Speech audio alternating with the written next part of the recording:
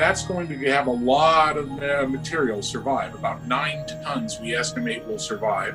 That's kind of equivalent to dropping 3 pickup trucks on somebody's head or crashing a small airplane. But most people, you're going to be fine.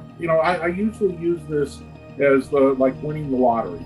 The odds that you will win the lottery tonight are really low.